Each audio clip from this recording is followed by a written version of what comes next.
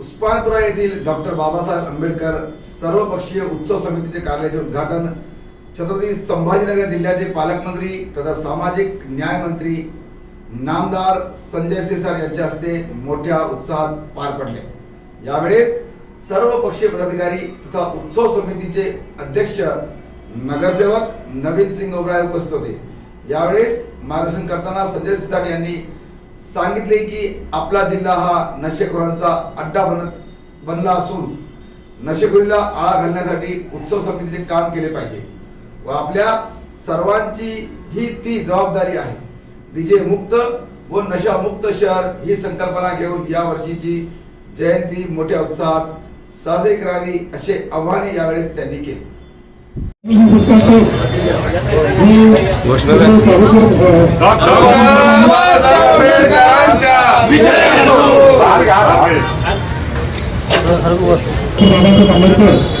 Doctor Babasaheb आंबेडकरांचा विजय असो।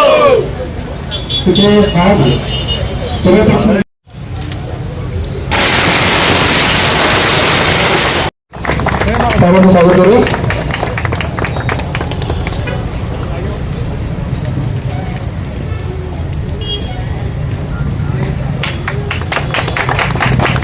तसेच या भारत के शिल्पकार परम पूज्य डॉक्टर बाबा साहेब अम्बेडकर जी, छत्रपति शिवाजी महाराज इनको नतमस्तक होते हुए आज सर्वपक्षीय डॉक्टर बाबा साहेब अम्बेडकर जी की 135वीं जयंती का कार्यालय का उद्घाटन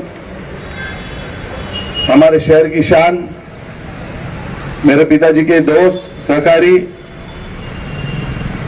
इस शहर के पालक मंत्री साहब आदरणीय संजय जी सिरसाट साहब, इनके हाथों से हुआ है ऐसा मैं जाहिर करता हूं।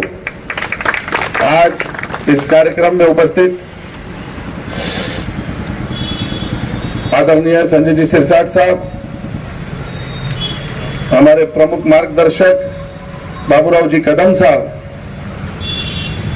संस्थापक अध्यक्ष गणेश महासंघ जी के हमारे पृथ्वीराज पवार साहब, खाजा भाई, खांबेकर भाई, हमारे पिताजी के सहकारी ज्येष्ठ हमारे मार्गदर्शक करने वाले आदरणीय किशोर जी थोरात साहब, कयूम भाई, बालकृष्ण इंगड़े जी, हमारे माजी महापौर विकास जी जैन साहब, महिला अध्यक्ष मंजूषा भाई पवार साहब, दिलीप पाड़मुख साहब, दादाराव भाऊ, रवि भाऊ, अरविंद अवसर मुख, वकील भाई अजमत, सभी हमारे वाघमारे साहब, सारे टीम, शिवाजी कावड़े साहब, रंजीत कुणाल मराठे साहब भी हमारे हैं। रंजीत कुणाल मराठे साहब का सत्कार बाकी है वो करने, और सभी मान्यवर हमारे गुड्डू, आनंद, प्रकाश दादा, दीपक, राजू भाऊ, सभी लोगों को मैं आभार व्यक्त करता हूँ और कार्यक्रम समाप्त हुआ ऐसा जाहिर करता हूँ। और एक शब्द बोलना चाहता हूँ साहब, आपको देर जरूर हुई पर आज हमारा दिल मन भर के आ गया कि आज 7 साल मेरे पिताजी को गुजर के हो गए। आज पहली बार साहब हमेशा यहाँ आना बैठना, लेकिन पिताजी के बाद आज पहली बार का कार्यालय को आप आए, आपका बहुत तहे दिल से शुक्रिया अदा करता हूँ।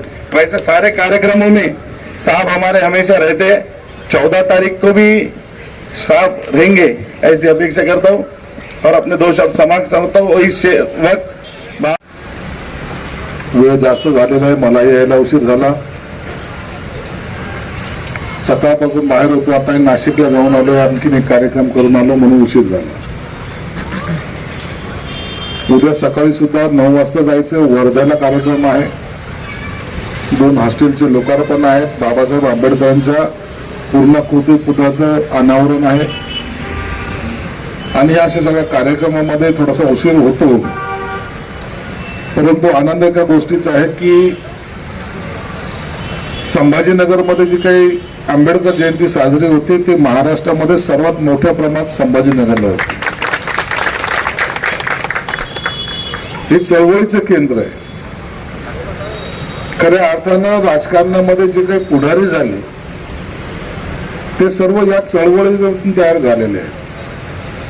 मी सर्वांना जवळून पाहिलेलं आहे, सर्वांशी माझा संपर्क आलेला आहे। पुढारी नंतर झाले, परंतु बाबासाहेबांनी खऱ्या अर्थानं कर्मभूमी ज्याला मानलं ते संभाजीनगर आहे। मिलिंद कॉलेज पाहिलं आपण. बाबासाहेबांनी त्या काळामध्ये त्यांना सुचलेली कल्पना, बाबासाहेब मुंबईला संभाजीनगरला येणे, संभाजीनगरला जागा घेणे, जागा घेऊन एवढं मोठं कॉलेज निर्माण करणे, हे आपल्याला आज जर विचार केला तर ते एक स्वप्न वाटतं.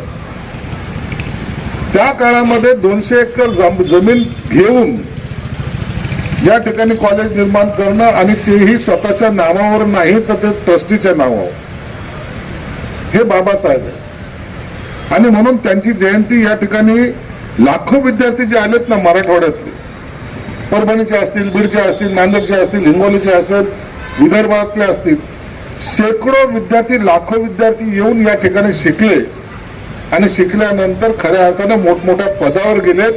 त्याच्यातले मी आता मंत्रालयामध्ये पाहत होतो, मला अनेक अधिकारी सांगतात साहेब आम्ही मिलिंद कॉलेजचे विद्यार्थी होतो. म्हणजे बाबासाहेबांनी निर्माण काय केले हे त्या अधिकाऱ्याच्या चेहऱ्यावर आपल्याला कळतं. म्हणून त्यांची जयंती ज्या जोरात आणि जल्लोषात साजरी होते, खरं तुमचं सर्वांचं मनापासून आभार मानतो. आणि ह्या जल्लोष कायम राहिला पाहिजे. मी जल्लोषाला कधी विरोध केलेला नाही, जल्लोष हा कायमच राहिला पाहिजे.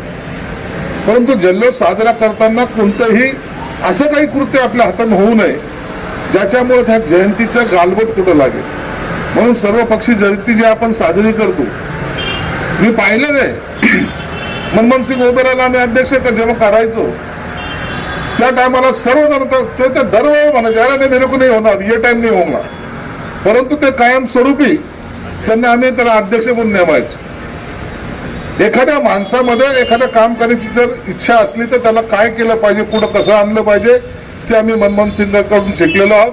आम्ही अत्यंत जवळचे एकमेकांच्या स्नेही राहिलेलो आहोत. म्हणून ही आंबेडकर जयंती साजरी करताना मी तुम्हाला सर्वांना विनंती करतो, बाबूरावजी आपल्याला अडचण डीजे बिजेची नाहीये, परंतु डीजेमुळे लहान मुलं, वयोवृद्ध माणसं, मी आता आमच्या त्या उस्मानपुरातलं काय नाव त्याचं, कुठे लक्ष्मण काय नाव रे ते आपले सचिन बोर्डे,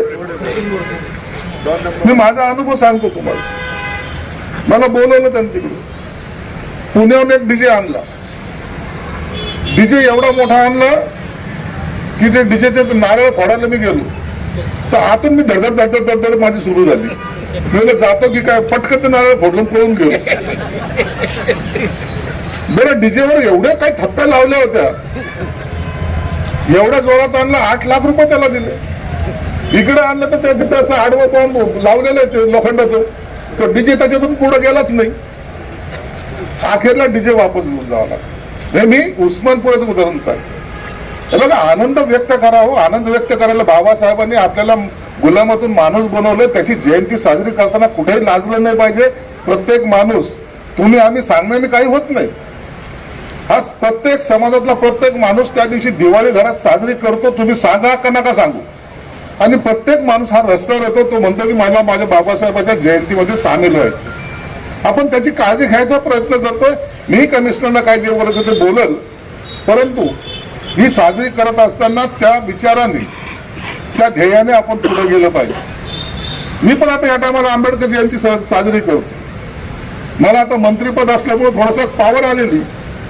मी आता 13 तारखेला संध्याकाळी 7 वाजता शिवाजी पार्कला 2000 ड्रोन घेऊन 1/7/2000